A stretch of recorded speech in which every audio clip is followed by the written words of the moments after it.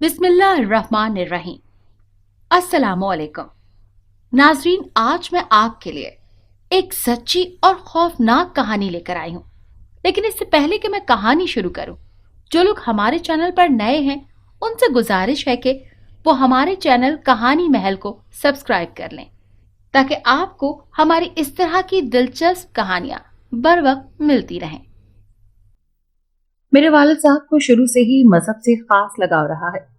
उनके ख्याल में ये बिल्कुल सच है कि इंसान अगर चाहे तो वो खुदा को भी हासिल कर सकता है। सिर्फ मुसम्मम इरादे और पुख्ता यकीन का होना बेहद जरूरी है। वालिद साहब की इन्हीं बातों पर हमेशा से अमल दरामद करती रहे। यही वजह है कि जिंदगी में हमेशा से ही कामयाबियां मिली। हमारे घर में दिन का आगाज ही नमाज पढ़ने और फिर तिलावत कुरान पाक से होता था। अगर किसी वजह से कोई ऐसा न कर सकता तो अब्बू जी उनसे सख्त नाराज हो जाते। हम लोग 4 बहन भाई हैं, 2 बहनें और 2 भाई। मैं सबसे बड़ी हूँ। अब्बू जी की हिदायत थी कि कुरान पाक को तजवीद से पढ़ा जाए। यही वजह थी कि मुझे बहुत सारी सूरतें जबानी भी याद हो चुकी थी। फिर 2 छोटे भाई थे जो कि गांव के स्कूल में तालीम हासिल कर रहे थे। सबसे छोटी बहन थी जो कि सभी 5वीं जमात में पढ़ती थी। मेरी वालिदा भी बड़ी नेक खातून है। अब्बू जी की हिदायत के मुताबिक कुरान और सुन्नत की पैरवी करने वाली और तमाम कामों को शरई तरीके से सर अंजाम देने वाली हैं। हमारी जिंदगी बड़ी खुशहाल तरीके से गुजर रही थी। अपनी तिलावत पाक की आदत को अपनाते हुए मैं रोजाना जहाँ कुछ सूरतें पढ़कर सोती थी, वहीं सूरह जिन को भी अपना मामूल बना लिया हुआ था। न जाने क्या था कि मुझे इस सूरत से अजीब सी तस्कीन मिलती थी कि जैसे मेरे बिखरे हुए वजूद को ताकत बख्शती हो। मुझे अनदेखी मखलूक के बारे में जानने का तजस्सुस शुरू से ही था, लेकिन अब्बा जी की नाराजगी के डर से ये सब मैं नहीं सीखती थी। मेरी एक उस्तानी जी थी जो कि कुछ अवामिल करके उन जिन्नात को अपने तसर्रुफ में कर लेती थी। मैंने भी कुछ ऐसा ही करने की कोशिश की, लेकिन फिर खुद ही दिल नहीं माना कि मैं ये सब करूं, क्योंकि अब्बू हम सबसे कितना प्यार करते थे, इतना ही उनके मिजाज में तपिश महसूस की जा सकती थी। लेकिन न जाने क्यों मुझे हमेशा से ही यही ख्याल आता था कि अल्लाह पाक की इस मखलूक को भी देखना चाहिए। उनसे दुश्मनी मोल लेना ही तो जरूरी नहीं, उनसे दोस्ती भी तो की जा सकती है ना। मेरी उस्तानी साहिबा जिनसे मैं सिपारा पढ़ा था, वो एक ही बहन थी।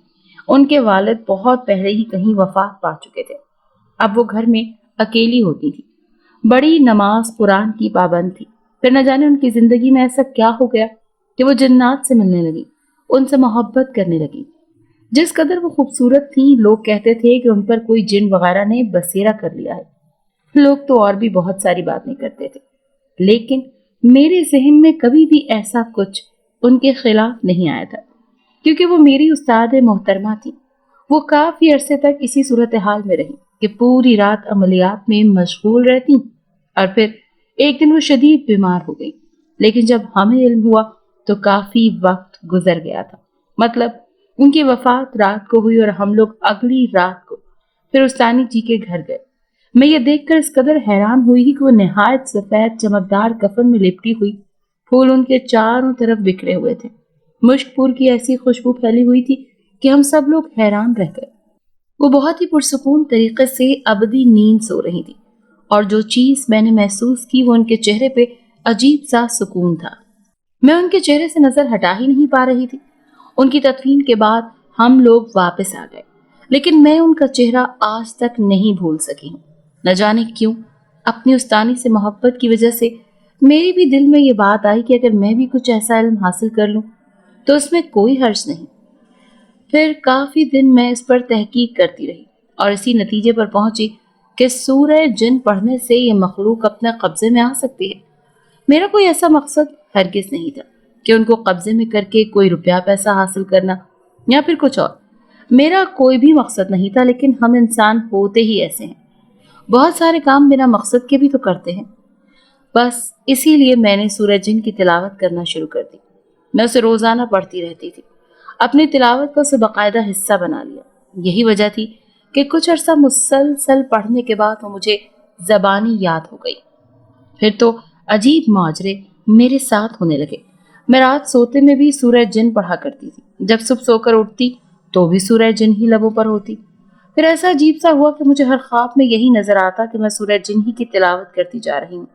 میں اس بات پر کچھ حیران ضرور تھی، کیونکہ خواب میں اس سورت کو پڑھنا میرے لیے خوشی کا باعث بنتا جا رہا تھا۔ وقت گزرنے کے ساتھ ساتھ دن کے وقت بھی ایسا ہونے لگا کہ میں جو کوئی بھی کام کرتی یا فارغ بیٹھتی میرے لبوں پر خود ہی سورت آ جاتی۔ ایسا بہت دنوں تک ہوتا رہا۔ میں نے یہ بات کسی کو بھی نہیں بتائی تھی کہ میں سورہ جن کی تلاوت اس حد تک کرنے لگ گئی ہوں کہ خوابوں میں بھی وہی سورت پڑھتی رہتی ہوں۔ لیکن جب سے میں نے یہ سورت پڑھنا شروع کی تھی، ایک عجیب طرح کی میری حالت ہو چکی تھی۔ میں نے بولنا بہت کم کر دیا تھا۔ میں پہلے جیسی نہیں رہی تھی۔ ابا جی کو تو میں ویسے ہی ہر لحاظ سے بے حد پسند تھی کہ میں ان کی بے حد فرما بردار اور سمجھدار بیٹی ہوں۔ تو جب میں نے اپنے اس کچھ تھوڑا بہت بولنے کی عادت کو مزید ترک کر دیا تو وہ بڑے خوش ہوئے کہ میری بیٹی اب بڑی ہو گئی ہے، اسی لیے وہ زمانے کی اونچ نیچ کو سمجھنے لگی ہے۔ میرے باقی بھائی بہن تو خوب شوق اور چنچل تھے۔ ابا جی کی غیر موجودگی میں وہ خوب شور و غل مچاتے تھے، لیکن میں دونوں صورتوں میں ایک ہی طرح سے تھی۔ چاہے ابا جی گھر ہیں یا نہیں، مجھے اس سے کوئی فرق نہیں پڑتا تھا۔ اماں نے میری ہر وقت کی خاموشی کو بڑی شدت سے محسوس کیا تھا، لیکن انہوں نے کبھی کچھ توجہ نہ دی۔ وہ یہی سمجھتی رہیں کہ زیادہ اسلامی علم کے حصول کی جدوجہد نے مجھے ایسا بنا دیا ہے۔ سب گھر والے کہتے تھے میرے چہرے پر عجیب سا نور پھیلتا جا رہا ہے۔ میں نے کسی کی بھی بات پر توجہ نہ دی۔ ایک دن میں نے آئینہ دیکھا تو مجھے لگا کہ اسی آئینے میں میرے پیچھے میری استانی جی مسکرا رہی ہیں۔ میں کئی قدم پیچھے ہٹ گئی تھی، لیکن جب دوبارہ دیکھا تو کچھ بھی نظر نہ آیا۔ مجھے ان کا مسکراتا ہوا چہرہ نظر آنے کی یہی وجہ معلوم ہوئی کہ میں ان کے لیے پڑھ پڑھ کر بخشتی ہوں۔ شاید اسی وجہ سے وہ مجھے مسکرا کر دیکھ رہی تھی۔ ایک دن ہم سب گھر والے بیٹھے دوپہر کا کھانا کھا رہے تھے کہ میری چھوٹی بہن بولی، ابا جی دیکھیں آپ ہی کا چہرہ کتنا نورانی ہے نا، جیسے مسکراتا چہرہ ہے۔ پاس ہی بیٹھا چھوٹا بھائی فوراً بول پڑا کہ آپ ہی کا چہرہ تو بالکل استانی جی کی طرح چمکتا ہے۔ ابا جی نے ایک دم میرے چہرے کی جانب دیکھا اور پھر نظریں جھکا لیں۔ ماں ایک دم سے غصے میں آ گئی اور کہنے لگیں کہ خبردار، اگر کسی نے ایسی بات کبھی دوبارہ کی ہو تو خاموشی سے سب کھانا کھاؤ۔ مجھے اماں کے تیش میں آنے کی وجہ معلوم نہ ہو سکی، لیکن کچھ دنوں کے بعد جب استانی جی کی برسی تھی تو سب کچھ کھل کر میرے سامنے آ گیا۔ ہوا کچھ یوں کہ اس طرح جس دن برسی تھی اس سے پہلے ایک رات کو میں نے ابا جی سے بات کی کہ استانی جی کا کوئی بھی آگے پیچھے نہیں تھا، کوئی ان کی اولاد بھی نہیں تھی، تو کیا ہم ان کے ایصال ثواب کے لیے کچھ اہتمام کریں؟ ابا جی کو بے حد پیار آیا میری اس بات پر۔ وہ کہنے لگے یہ تو بڑی ہی اچھی سوچ ہے، ایسا کرنا اپنی اماں کے ساتھ چاول بنا لینا اور محلے کے بچوں میں بانٹ دینا، وہ دعائیں دیں گے، لیکن اس کے ساتھ ساتھ قرآن خوانی کا بھی اہتمام لازمی کرنا تاکہ ان کی روح کو بھی سکون ملے۔ ابا جی کو اگلے دن شہر سے باہر جانا تھا، وہ صبح فجر کی نماز کے بعد نکل گئے تھے۔ میں نے اماں جی سے بات کی تو وہ بھی مان گئی۔ جیسے ہی میں نے قرآن مجید پڑھنے کی کوشش کی، میری نظر اور دل مجھے بار بار سورہ جن کی طرف لے جاتے تھے۔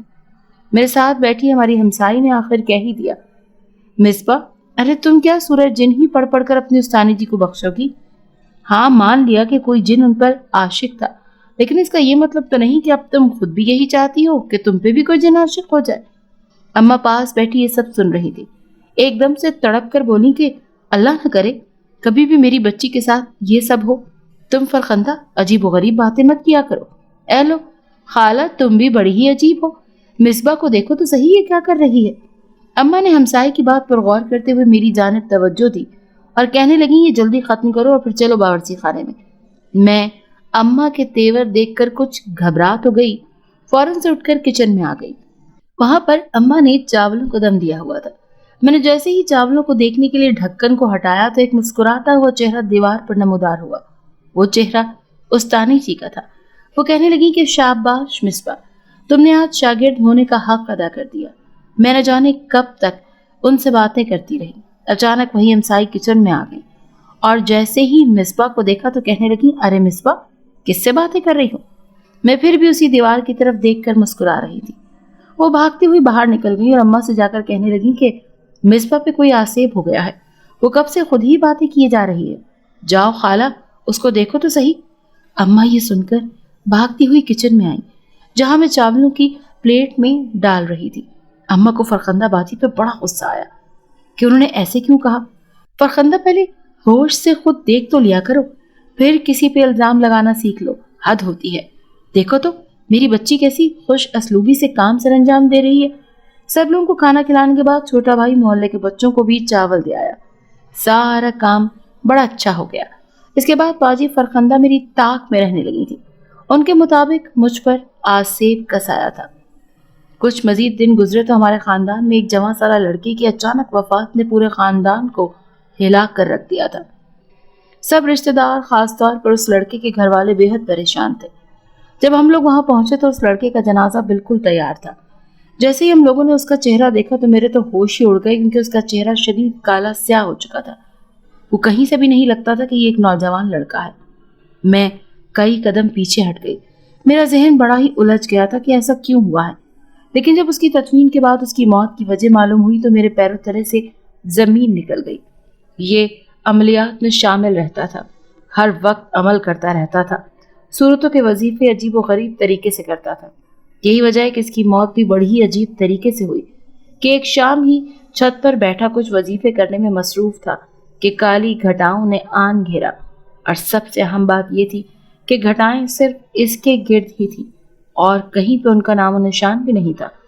جب اس کی ماں کو پتہ چلا کہ نصیر تو اس موسم میں بھی اوپر ہی بیٹھا ہوا ہے تو آوازیں دیتی رہی، لیکن وہ کہاں سننے والا تھا۔ وہ تو کسی بڑے ہی اہم عمل میں مصروف تھا۔ جو ہی اس نے عمل مکمل کیا اس کی گردن میں بل آ گیا، گردن اکڑنے لگی اور کڑک کر کے آواز کے ساتھ دو ٹکڑے ہو گئی۔ اب جب اس کو کافی دیر بعد طوفان کے تھم جانے کے بعد نیچے اتارا گیا تو اس کی گردن مکمل طور پر الگ ہو چکی تھی۔ روتے پیٹتے ہوئے ڈاکٹر کو بلایا گیا، جس نے لوگوں کے ہجوم سے پہلے اس کی گردن کو اس کے جسم کے ساتھ جوڑ دیا۔ اس کی ماں کا یہی کہنا تھا کہ میرے بیٹے پہ کوئی شدید قسم کا جادو اس کے خاندان والوں نے کروایا ہوا تھا، لیکن ابا جی کے مطابق وہ جو الٹے سیدھے عمل کرتا تھا یہ سب اسی کا نتیجہ تھا کہ وہ اپنی جان گنوا بیٹھا۔ مجھے اس کی موت کا بے حد دکھ تھا، کیونکہ 4 بہنوں کا اکلوتا بھائی تھا۔ ماں تو صدمے سے پاگل ہوئی پھرتی تھی۔ ہم لوگ جب گھر آئے تو ابا جی نے مجھے اپنے پاس بٹھایا اور کہا کہ بیٹی، قرآن پاک کو پڑھنا اور پھر سمجھنا بڑی ہی اچھی بات ہے، لیکن اس کا غلط استعمال کسی بھی طور پر جائز نہیں ہے۔ میں ابا جی کے چہرے کو ایک دم دیکھنے لگی، لیکن ان کے اگلے سوال نے مجھے بے حد چونکا دیا جب وہ کہنے لگے کہ مصباح بیٹی، آپ ایک ہی سورت کو بار بار کیوں پڑھتی ہیں؟ میرے پاس اس سوال کا کوئی جواب نہیں تھا۔ میں سوچ میں پڑ گئی اور سوچنے لگی کہ اس کا کیا جواب دوں۔ بیٹی، آپ اس سورت کو پڑھیں، لیکن اتنی شدید باقاعدگی سے نہیں کہ یہ حواسوں پہ سوار ہو جائے اور آپ کو پریشان کر دے۔ جی ابا جی، میں محض یہی کہہ سکی۔ اس کے بعد ابا جی کچھ دیر میرے چہرے کی طرف دیکھتے رہے اور پھر اٹھ کر چلے گئے۔ میں سوچتی رہ گئی کہ ابا جی سب کچھ جانتے ہیں، لیکن آج سے پہلے تو کبھی بھی مجھے اس طرح سے نہیں کہا جیسے آپ کہہ رہے ہیں۔ خیر، ابا جی کے ڈر کی وجہ سے میں 2 دن سورہ جن کی تلاوت نہ کر سکی، لیکن خواب میں وہ سورت باقاعدگی سے پڑھتی رہتی تھی۔ پھر ایک روز کچھ بہت ہی عجیب ہو گیا۔ امی اور ابا کو کسی رشتہ دار کی شادی میں جانا پڑا۔ باقی بہن بھائیوں نے بھی کہا کہ ہم سب نے بھی ساتھ جانا ہے، لیکن ابا جی نے عبداللہ جو کہ مجھ سے چھوٹا ہے اسے کہا کہ تم یہیں رہو گے۔ باقی وہ دونوں بہن بھائی اور اماں کے ساتھ شادی پر چلے گئے۔ پروگرام کے مطابق تو انہیں رات کو ہی واپس آ جانا تھا، لیکن جیسے ہی وہ شادی سے فارغ ہوئے تیز طوفان نے انہیں گھر پر نکلنے سے منع کر دیا۔ وہ طوفان کے تھمنے کا انتظار کرتے رہے، لیکن وہ نہیں رکا۔ میں اور بھائی گھر میں اکیلے تھے۔ میں نے سارے کام ختم کیے اور سونے کے لیے لیٹ گئی۔ جیسے ہی آنکھ لگی میں نے خواب میں نصیر بھائی اور استانی جی کو دیکھا، جو مجھے بار بار کہہ رہے تھے کہ اٹھو اور قرآن پاک کی تلاوت کرو، اور ہاں، سورہ جن لازمی پڑھنا۔ میں نے خواب میں ہی وضو کیا اور سورہ جن کی تلاوت شروع کر دی۔ اس کے بعد وہ دونوں چلے گئے۔ میں جب صبح سو کر اٹھی تو ایک مہکتی ہوئی خوشبو نے مجھے جگا دیا۔ میں نے ادھر ادھر دیکھا کیونکہ مجھے پرفیوم لگانے کی بالکل بھی عادت نہیں تھی۔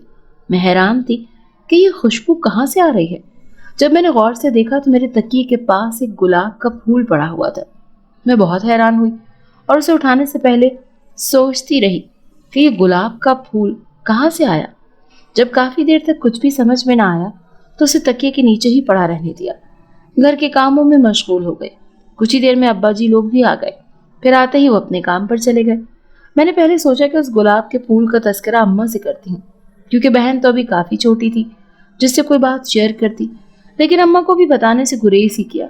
वो तो पहले ही मेरे बारे में बड़ी परेशान रहती हैं। मैंने बात गोल ही करना मुनासिब समझा कि अम्मा ने फिर मुझ पर अजीब से फतवे लगा देने हैं। मैं बज़ाहिर तो मसरूफ रही, लेकिन उस फूल के बारे में ही सोचती रही कि ये अब क्या है, ये फूल कहाँ से आया है। मैं अम्मा के पास बैठी बातें कर रही थी, जिसमें शादी का हाल अहवाल जानना भी था, लेकिन मेरा सारा ध्यान उस फूल की तरफ था। वो कैसे और कहाँ से आ गया।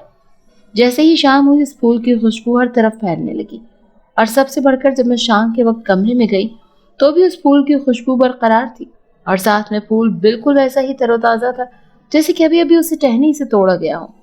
मेरे लिए ये सब बड़ी हैरान कुन बातें थी, लेकिन मैंने जहन से उसे झटक दिया और यही सोचने लगी कि ये फूल कहाँ से आ गया। बहरहाल मैंने जहन से सारे ख्यालात निकाल कर दोबारा से अपना ध्यान दूसरी तरफ लगाया। न जाने क्यों मेरे दिल में एक अजीब सा खौफ पैदा हो गया, जो कि आज से पहले कभी पैदा नहीं हुआ था। शाम को अम्मा ने अब्बा जी को बताया कि अब हमें मिसबा के बारे में कुछ सोचना चाहिए, उसकी उम्र अब शादी की हो गई है। अब्बा जी ने पुरसोच अंदाज में कुछ कहा, न जाने क्या मैं कुछ समझ न सकी, लेकिन इतना जरूर था कि जरूर कोई यहाँ बात होगी, तभी इतनी सरगोशी में की जा रही थी। मैं पूरे दिन के बाद अपने कमरे में गई और जाकर देखा तो वो फूल बिल्कुल वैसा ही था जैसे मैं सुबह सवेरे छोड़ कर गई थी। मेरी हैरानियों में शदीद इजाफा होता जा रहा था। रात को मैं सोई और सोते ही ख्वाब में सूरज जिन की तिलावत करने लगी। सुबह उठी तो एक मजीद गुलाब का तरोताज़ा फूल पड़ा हुआ था। वो फूल पहले वाले से भी शदीद खूबसूरत था। मैं बड़ी हैरान हुई कि एकदम से अपने कमरे में कुछ अजीब सी हलचल महसूस की। मेरा बिस्तर जोर जोर से हिल रहा था। मैं डर गई, एकदम से बाहर भागने लगी क्योंकि मुझे लगा कि जलजला आ रहा है। मैं हमेशा से ही जलजले से बहुत खौफजदा होती थी। बाहर को भागने लगी। मैंने रोना शुरू कर दिया। जब मैं अपने बिस्तर से उठने के काबिल ही नहीं रही, मैं वहीं पे चिपक गई। ऊंची आवाज में रोना शुरू कर दिया और जैसे ही मैं मजीद रोने लगी तो बाहर भागने की एकदम कोशिश की, लेकिन बेसूद। मैं तो इस काबिल ही नहीं रही कि खुद उठकर कहीं जा सकूं। एक मुहम सी उम्मीद के साथ मैं उठी और बाहर दरवाजे की जानिब बढ़ने लगी, लेकिन जैसे ही दरवाजे की जानिब गई तो दरवाजा एक दफा फिर जोर से बंद हो गया। या अल्लाह, ये क्या हो रहा है? मेरी मदद फरमा।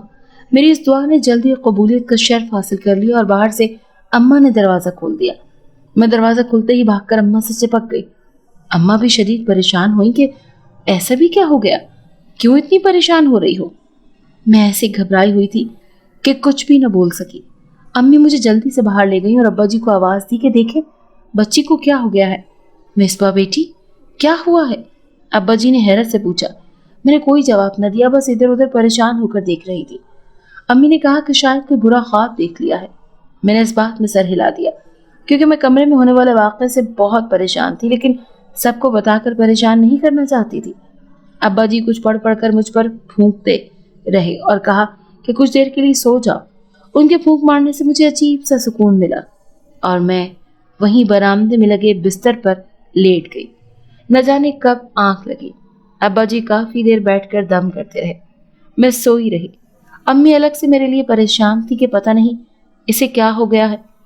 कुछ भी नहीं हुआ, बच्ची बिल्कुल ठीक है, बस किसी खौफनाक ख्वाब की वजह से ऐसा हुआ है।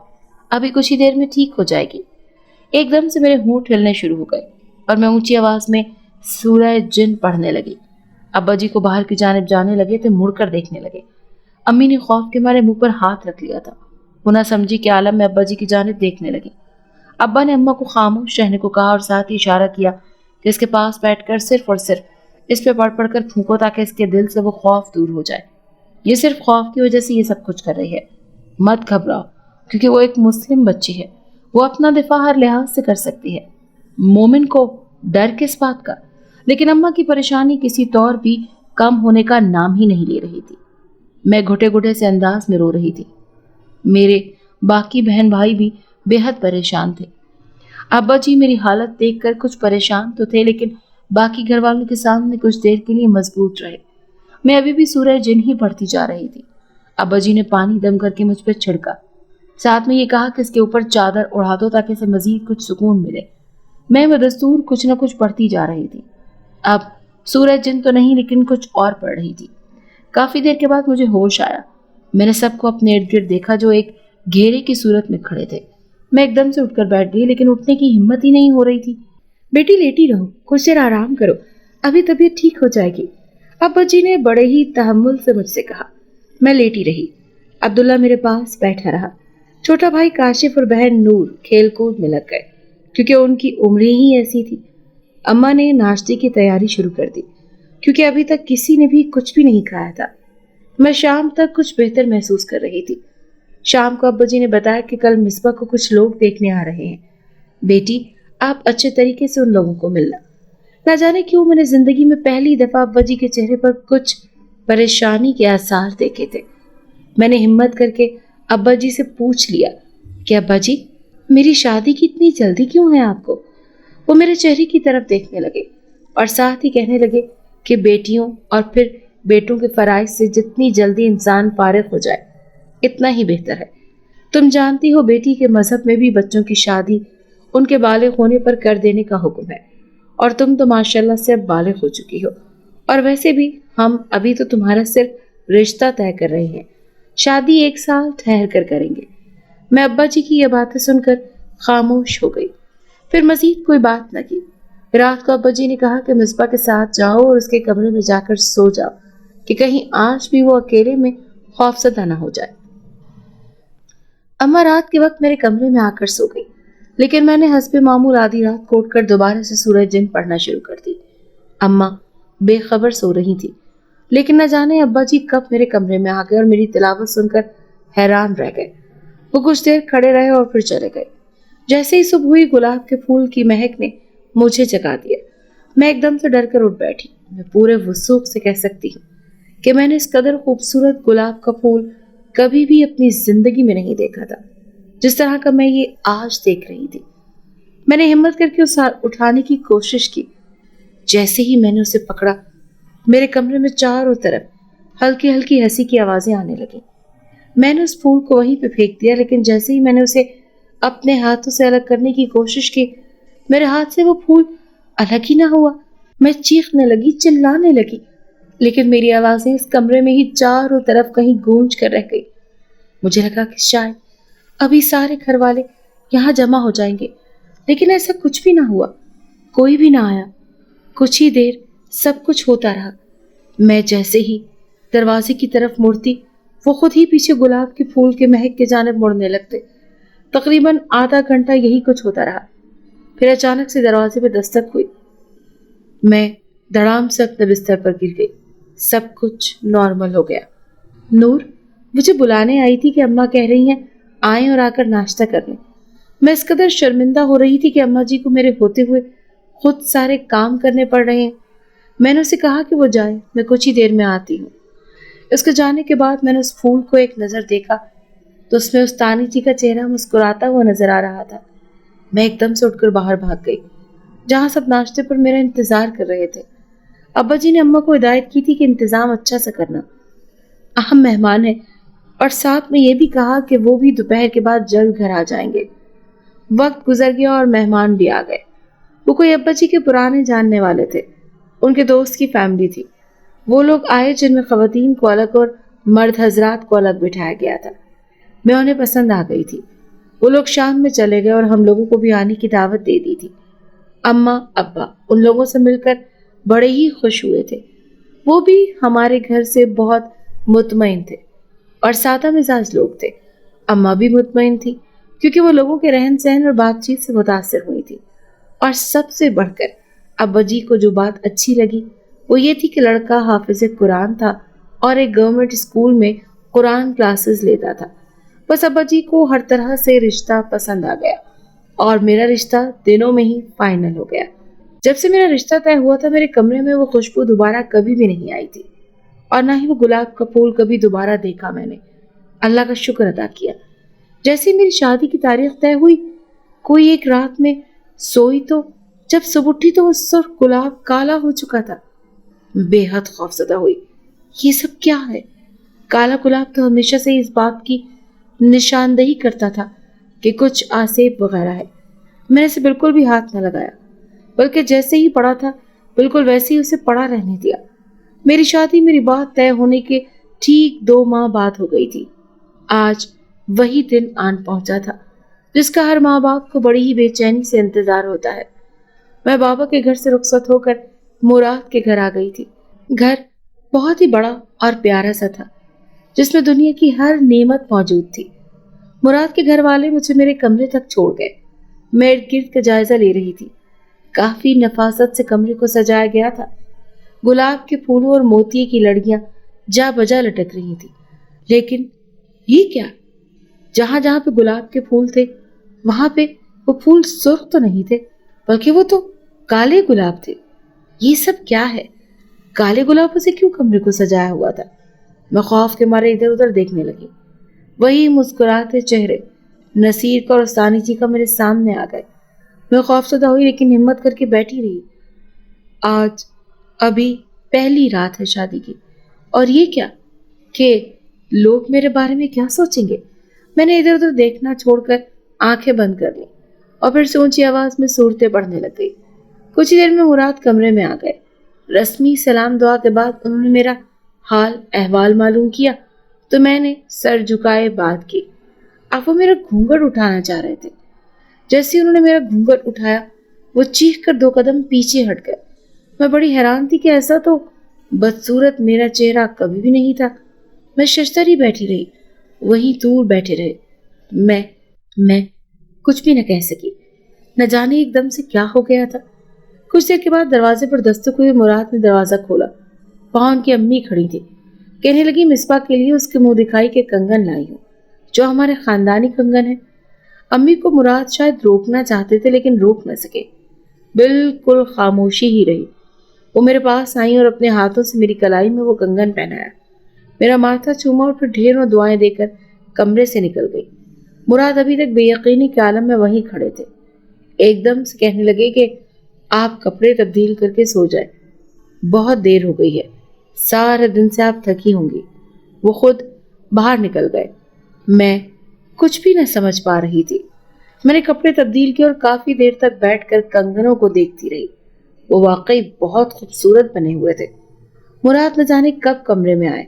मैं सो चुकी थी, लेकिन वो जागते रहे। उनके मुताबिक मैं पूरी रात नींद में भी कुरान पाक की तिलावत करती रही। इस बात से उन्हें दिली खुशी हुई थी कि उनकी बीवी इस कदर नेक पाक है। मैं सुबह जैसे ही उठी, मुराद अपने बिस्तर पे नहीं थे। वो शायद नमाज पढ़ने गए थे। मैंने भी उठकर नमाज पढ़ी, लेकिन जैसे ही मैं उठकर जाने लगी, वो काला गुलाब मजीद स्याह हो गया और मेरे सामने आकर खड़ा हो गया। मैं खौफजदा हो गई, लेकिन फिर से हिम्मत करके उठने लगी, लेकिन उस फूल ने मेरा रास्ता रोक लिया। अचानक उसमें से हंसने की आवाजें आने लगी और फिर कहके बुलंद हो गए। मैं दूर डर के मारे जा खड़ी हुई, क्योंकि वो कहके आज बहुत ही खौफनाक थे। मैंने डर के मारे चीखना चिल्लाना शुरू कर दिया। मुझे कुछ भी समझ नहीं आ रही थी। मैं बस चीख रही थी, चिल्ला रही थी, बिना सोचे समझे कि ये फूल मेरी जान क्यों नहीं छोड़ देते। तुमने मुराद से शादी क्यों की? एक भारी भरकम आवाज मुझे अपनी तरफ मुतवज्जे करने लगी। आवाज दोबारा आई, लेकिन मैं खामोश खड़ी रही। आवाज आई और साथ ही हंसने की आवाज आई। जी, इतनी तेज थी वो कि मेरा सारा वजूद हिलकर रह गया। मेरा दिमाग उन कहकहों से फटने लगा, क्योंकि ये किसी भी इंसान के कहकहे नहीं थे। मैं मजीद डर गई। उधर माँ बाप के घर तक तो ठीक था, लेकिन ये यहाँ पर भी मेरी जान नहीं छोड़ेंगे। मिसबा, तुमने शादी क्यों की उस शख्स से? तुमने तो मुझे अपना दीवाना बनाया हुआ था, और अब शादी तुमने इस शख्स से कर ली। आवाज नहीं थी, कोई गूंज थी, कानों के पर्दों को फाड़ देने वाली गूंज, जिसमें कुछ भी और ना सुनाई दे रहा था और ना ही दिखाई दे रहा था। तुम हमारी अमानत हो, ये याद रखना। अपनी अमानत में हम कभी भी खयानत को बर्दाश्त नहीं करते। एक लम्हे के लिए मैं शशतर रह गई। मैं किसकी अमानत हूँ? क्योंकि मैंने तो जिंदगी बड़ी ही साफ शफाफ गुजारी है। फिर मैं किसकी अमानत हो सकती हूँ? मुराद ही मेरा शौहर है। इससे पहले तो मैं किसी भी मर्द को जानती भी नहीं। जो तुम सोच रही हो ना, वो बिल्कुल गलत सोच रही हो। मेरी सोच को भी पढ़ लिया गया था। मैं खौफ से कांपने लगी। एकदम से मेरे बेड के पीछे वाली दीवार फट गई और उसमें से एक साया नमूदार हुआ। साया बढ़ते बढ़ते पूरे कमरे में फैल चुका। मेरे नन्हे से वजूद को उसने अपनी गिरफ्त में मुकम्मल तौर पर ले लिया था। मैंने उस साये को देखकर بلند شگاف قہقہے لگانے کی کوشش کی، پھر میں ساری مسحری توڑ دی۔ میں تمہاری ہی امانت ہوں، میں ان میں سے کسی کو بھی نہیں چھوڑوں گی۔ میں تم سے وعدہ کرتی ہوں، بہت جلد ہم لوگ یہاں سے چلے جائیں گے۔ میں یہ سب کچھ کہہ کر ایک طرف خاموشی سے بیٹھ گئی۔ جیسے ہی مراد کمرے میں آئے میں ان پر کسی چیل کی مانند جھپٹ پڑی اور ساتھ ہی ان کا منہ نوچنے لگی۔ وہ بے حد خوفزدہ ہو گئے تھے۔ اچانک کی اس افتاد سے انہیں بالکل امید نہیں تھی اس حملے کی، اور وہ بھی اپنی نئی نویلی دلہن سے۔ وہ مجھے روکنے کی ہر ممکن کوشش کر رہے تھے، لیکن بے سود۔ میں اٹھ کر ان پر حملہ کرتی رہی اور وہ مجھے روکنے کی ہر ممکن کوشش کرتے رہے، لیکن کئی دفعہ ناکام رہے۔ مصباح، کیا ہے یہ سب؟ کیا کر رہی ہو؟ ہوش میں آؤ، میں تمہارا شوہر ہوں، تمہارا دماغ تو ٹھیک ہے؟ میرے مراد کی ایک بات بھی نہیں سن رہی تھی۔ موڈ نہیں تھا، بلکہ اپنی ہی سناتی جا رہی تھی۔ وہ مجھے نہ جانے کس طرح سے بستر تک لے آئے، وہاں آ کر میرے ہاتھ بیڈ کی پشت سے باندھ دیے، لیکن اگلے ہی لمحے میں رسیاں توڑ کر کھڑی ہو گئی۔ میرے ہاتھوں میں طاقت پہلے سے کئی گنا زیادہ تھی۔ وہ بہت ہی پریشان ہو کر مجھے دیکھ رہے تھے۔ وہ جلدی سے باہر نکلے اور اپنی امی کو بلا لائے۔ وہ جلدی سے کمرے میں آئے اور کمرے کا حشر دیکھ کر بے حد پریشان ہوئی۔ مراد بھی کچھ خوفزدہ تھے، لیکن وہ بول پڑے کہ یہ لڑکی اپنے آپ میں نہیں ہے، آپ نے میرے لیے پسند کی تھی۔ یہ لڑکی نہیں ہے، اس پہ کوئی جناتی مخلوق بستی ہے جو اس سے یہ سب کروا رہی ہے۔ مراد کی امی نے کمرے کا حشر دیکھا تو اپنے منہ پر ہاتھ رکھ لیے۔ جب انہوں نے مجھے دیکھا تو مراد کا ہاتھ پکڑ کر تیزی سے باہر نکل گئی۔ باہر سے دروازہ لاک کر دیا۔ وہ لوگ باہر تھے۔ باہر بھی کچھ عجیب سا ہنگامہ ہو رہا تھا۔ میں اپنی جنگ کمرے میں اکیلے ہی لڑنے پر مجبور تھی۔ جیسے ہی مراد اور اس کی امی باہر نکلے تو میری امی اور ابا ناشتہ لے کر آ گئے۔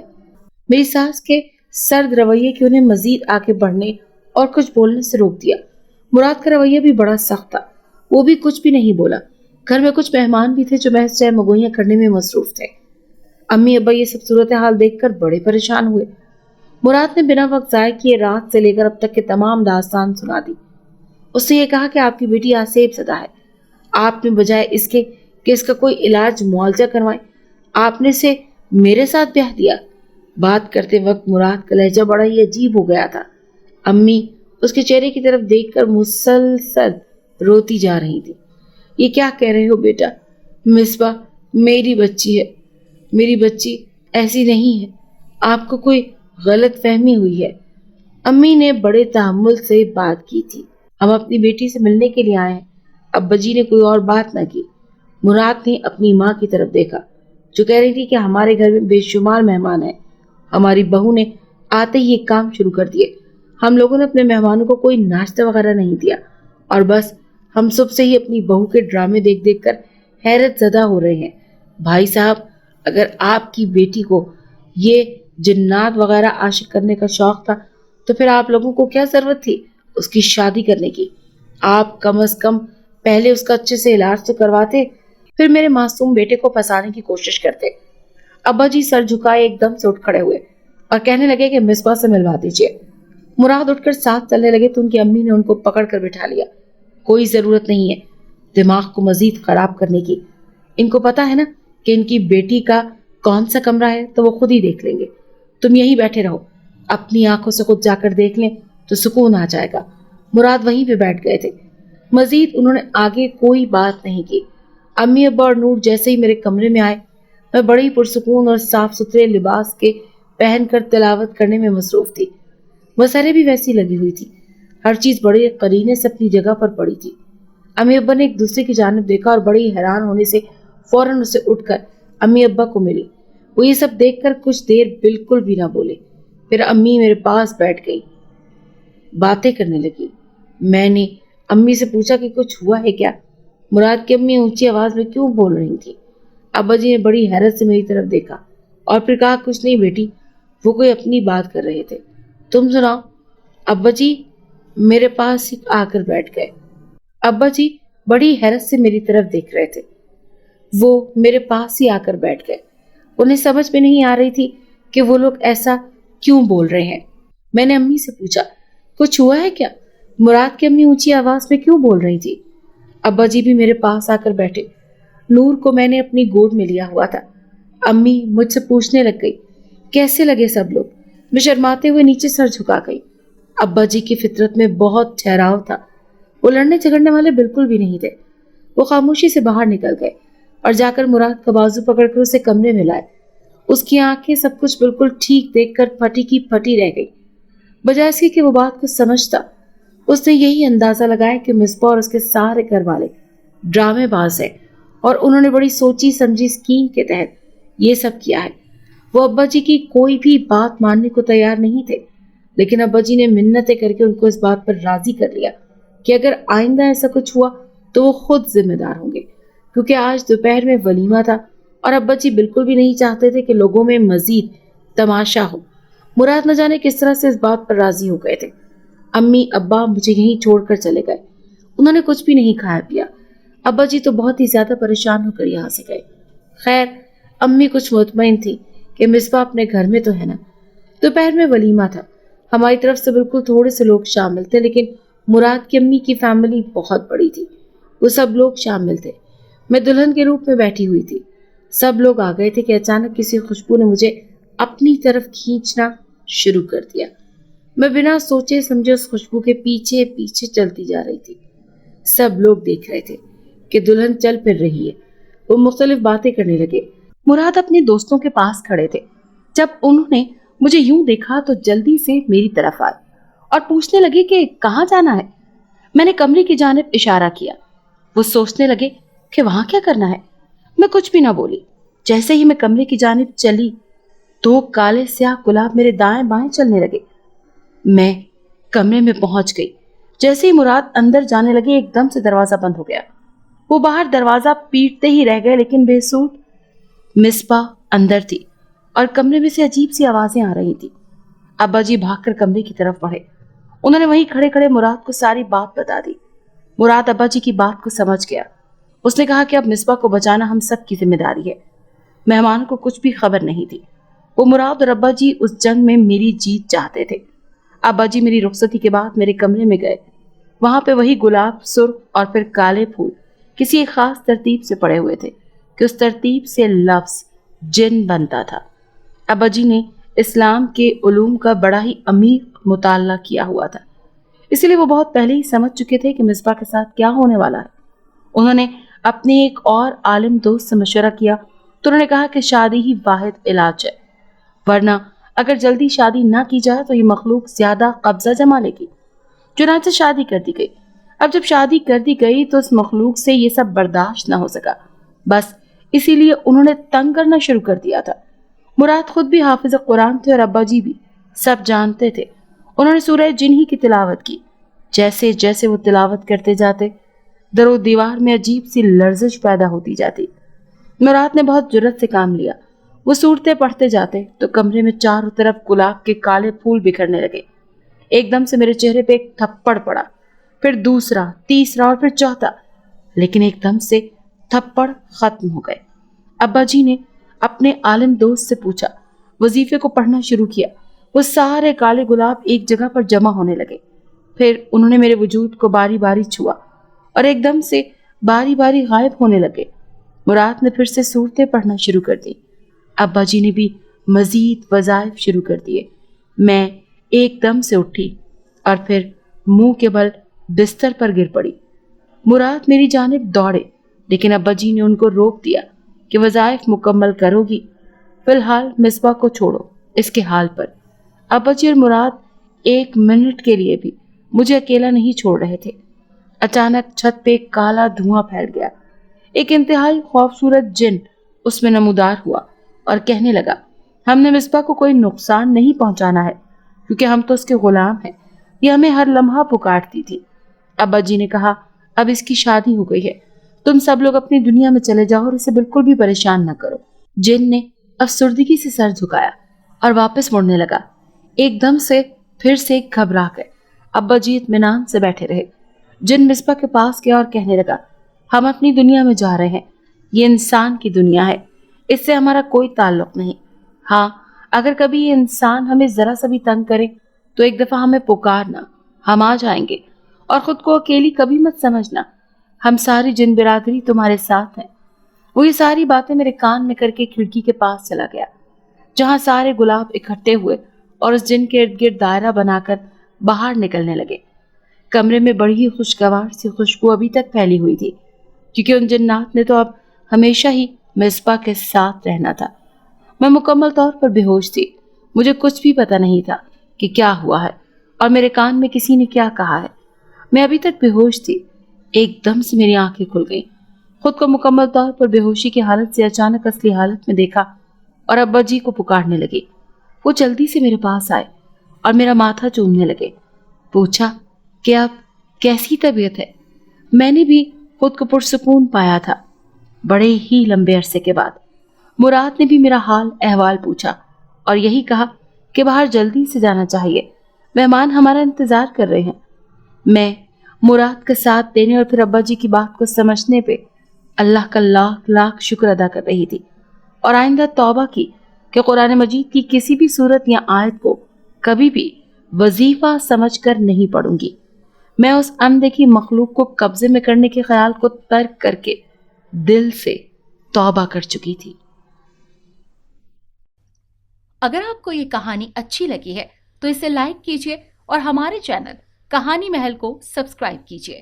اور ہاں، اگر آپ کے کسی دوست، رشتہ دار یا بہن کے ساتھ خدا نخواستہ اس طرح کا کوئی بھی واقعہ پیش آیا ہے تو ہمیں کامنٹ سیکشن میں اس کے بارے میں ضرور بتائیے۔